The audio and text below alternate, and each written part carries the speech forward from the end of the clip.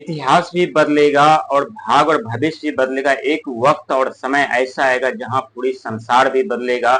दोस्तों, कठिनाई हमारा रास्ता कभी नहीं रोकता, बल्कि हमें साहसी बनाते हैं, निडर बनाते हैं, मजबूत बनाते हैं, ताकि उस कठिनाई और परेशानी के रास्ता पर हम जा करके अपनी सफलता और अपने लक्ष्य को प्राप्त कर। लेकिन लक्ष्य और सफलता प्राप्त करने के लिए ये तो सच है कि हमें संघर्ष, मेहनत, प्रयास करना पड़ता है। लेकिन कभी कभी जब ग्रहों की अशुभ दृष्टि पड़ जाती है तो हमारे कार्य में बाधा उत्पन्न हो जाती है। हम तो प्रयास भी करते हैं, मेहनत भी करते हैं, कोशिश भी करते हैं, दर्द ठोकर भी खाते हैं, लोगों की बातों भी सुनते हैं, लेकिन फिर भी हमें सफलता नहीं मिलती, फिर भी हम अपने लक्ष्य तक नहीं पहुंच पाते, फिर भी हम अपने जीवन में कामयाब नहीं हो पाते। ऐसा क्यों होता है?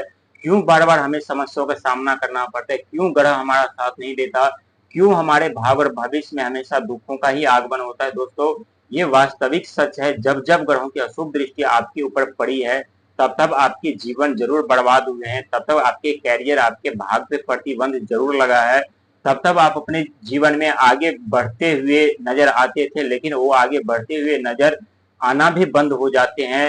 लेकिन दोस्तों, कहते हैं समय कितने भी कठिन क्यों न हो, परिस्थिति कितनी भी खराब क्यों न हो, लेकिन व्यक्ति खुद के ऊपर विश्वास करते हैं, ईश्वर पे भरोसा रखते हैं और दिन प्रतिदिन आप बिना फल का मेहनत और संघर्ष करते रहते हैं, तो जरूर अपने जीवन में सफलता पाते हैं। और यही कहते हैं राहुदेव, शनिदेव और देवगुरु बृहस्पति, जो कि तुम संघर्ष, मेहनत करते रहो, फल की इच्छा मत करो। जिस दिन तुम्हारा वक्त और समय आएगा, उस दिन तुम्हें इतना हम दे देंगे जहां तुम्हें शिकायत करने का मौका भी हम नहीं देंगे। और ठीक आपके साथ ऐसा ही हो रहा है।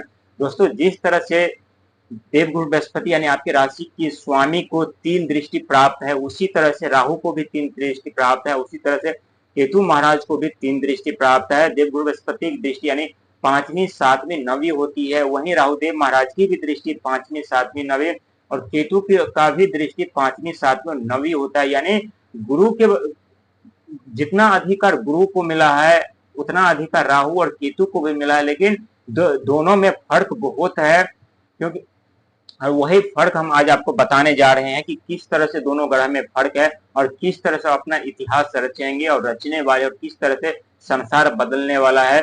दोस्तों, देवगुरु बृहस्पति जहां भी जिस घर में बैठते हैं, वहां से आप उनकी सरल तरीके से समझाओ तो उनकी जो दृष्टि पूरी तरह से सरल और आसान होता है। यानी आपको देवगुरु बृहस्पति यहाँ से यहाँ लेकर के जाएंगे तो पूरे आसान तरीके से सुख सुविधा के साथ यहाँ पर ला करके आपको देवगुरु बृहस्पति की दृष्टि छोड़ देंगे। लेकिन वही राहु की दृष्टि यदि आपको यहाँ पर, यहाँ से यहाँ लेकर के आएंगे तो इतना दुख, दर्द, पीड़ा, संकट, समस्या उत्पन्न कर देंगे जो कभी आप कल्पना भी नहीं किए कर सकते हैं। क्योंकि राहुदेव महाराज हमें धन तो देते हैं, लेकिन धन देने से पहले, सफलता देने से पहले हमें इतना तोड़ देते हैं जहां बहुत व्यक्ति हार मान करके वापस लौट आते हैं। लेकिन जो व्यक्ति हार नहीं मानते और कितना भी संकट, समस्या उनके सामने क्यों न आ जाए, वो संघर्ष, मेहनत करके उस अग्नि परीक्षा को क्रॉस करके, पास करते हुए जब आगे बढ़ते हैं तो उन्हें के जीवन में बहुत बड़ी कामयाबी और सफलता मिलती है। ठीक उसी प्रकार केतु की दृष्टि, केतु की भी दृष्टि 5वीं, 7वीं, 9वीं होती है। केतु वही की वो भी वही करते हैं। एक तरफ आपका मन भ्रमित कर देंगे, तो एक तरफ आपको लालच में फंसा देंगे, तो एक तरफ आपको क्रोधित कर देंगे, तो एक तरफ कठिनाई, परेशानियों का सामना कराने के बावजूद भी आपको सही फल प्रदान नहीं करते हैं।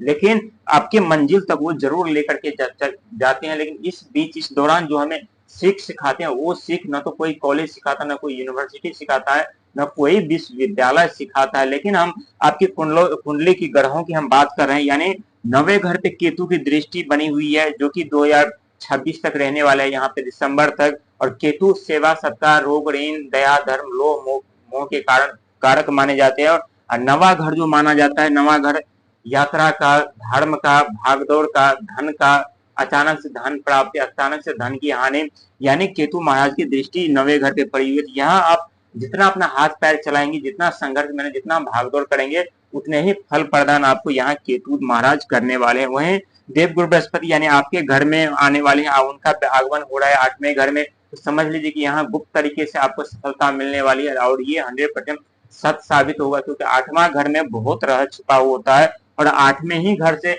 इंजीनियर, साइंटिस्ट, वैज्ञानिक, रिसर्च, डॉक्टर, आईपीएस, आईएएस, जितने भी अधिकारी बनते हैं, जितने भी खोज होता है, जितने भी आविष्कार होता है, सब 8वें घर से ही उनका जन्म होता है।